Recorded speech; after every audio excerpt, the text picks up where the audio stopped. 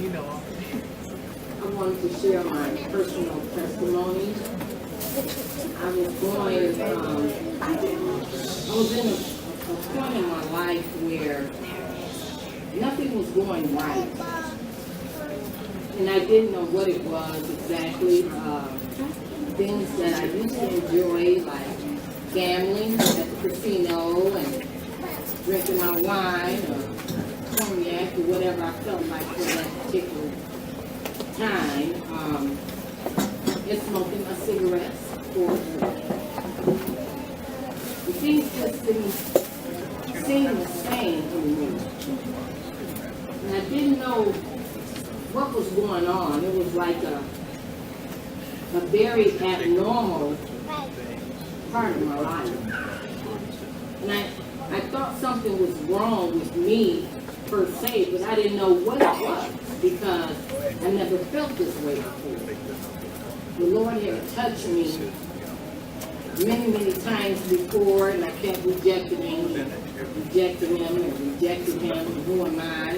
But I kept rejecting him for years. And I felt that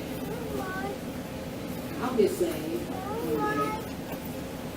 I'll get saved. But not right now. I still want to do as I can and bear, but God never gave up on me. And this particular time, I think I was at the casino, and I felt out of place. And that was my personal time, my me time, my quiet time, oddly as it seems, but that was my quiet time. And I recall sitting at a machine, and I just didn't feel right. I just felt uncomfortable. I felt foreign. I didn't know what it was, but I felt foreign, you know.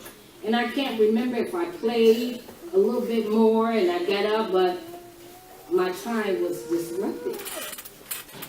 And I ended up leaving it. I recall buying me a jug of wine. It may have been the next day or a couple days later, and I was trying to feel normal again. And I don't know if I got a bad batch of grapes or what it was, but my wine didn't taste right. You know, and I was looking at the glass, and maybe I left some soap in it. I didn't know what it was. It was just another thing that went wrong in my life, and I didn't understand. Maybe I got some bad batch of wine, grapes or something. I didn't know. And so I still didn't feel quite normal. And I ended up, I think, pouring the wine out. I didn't finish it. So I said, well, maybe I'll go to church, because sometimes you deceive yourself in feeling that if you go to church, everything will be okay.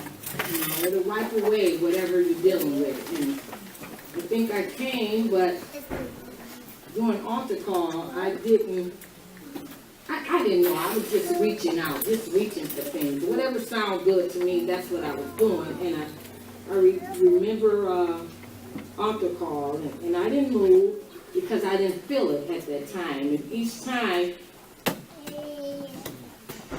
I was feeling a little bit better. I was getting a little bit relief, but it wasn't completely gone. That abnormal feeling was still there. So after service, I told my daughter, I said, well, maybe if I go by the pastor's house and let him lay hands on me, I might feel better. So we stopped right there after service, and he called me my whole name. Kim Maroney, what's wrong with you? What is it? And I said, I don't know. Maybe I just need prayer. So he said, okay. He said, well, let's pray. And we prayed. And afterwards, I felt a little bit better, but still, I didn't feel like the old Kim. So me and my daughter, my oldest daughter left, and my youngest daughter, she went her way. And as I was driving up the rail right there on the rail in Francis, I never will forget. I was facing Tony's headquarters, and I don't know what made me look up. But I looked up in the sky and I saw clouds. Praying hands was formed in the clouds. And I looked at my daughter and I kept my eyes on the cloud and I said, Marina, tell me what you see. And she said, Mom, I see it too. And that was confirmation for me because God had did all he could do to get my attention, and I kept rejecting him year in and year out and year in and year out. And I don't know if that was my final warning because it was a bit extreme, and I knew from that point that was for me. And it was time for me to get right with the Lord.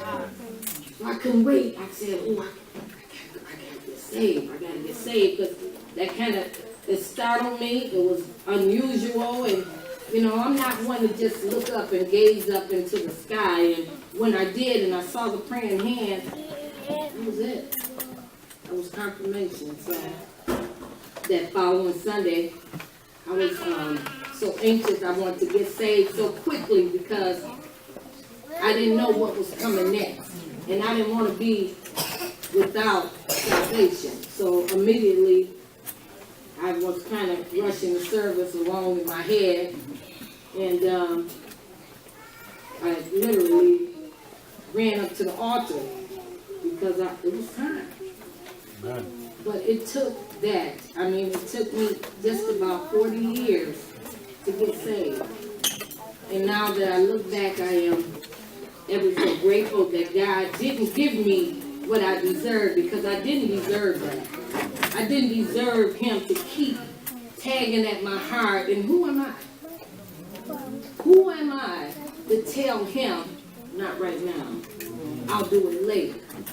Who am I? I could have died and coming from a party drunk. I was getting, as we call ourselves, getting my sip on and doing me. I could have died in a car accident like a lot of other people. I could have contracted cancer. I could have died of cancer smoking. You know, I could have got robbed coming out of the casino. There's a lot of things that could have happened to me.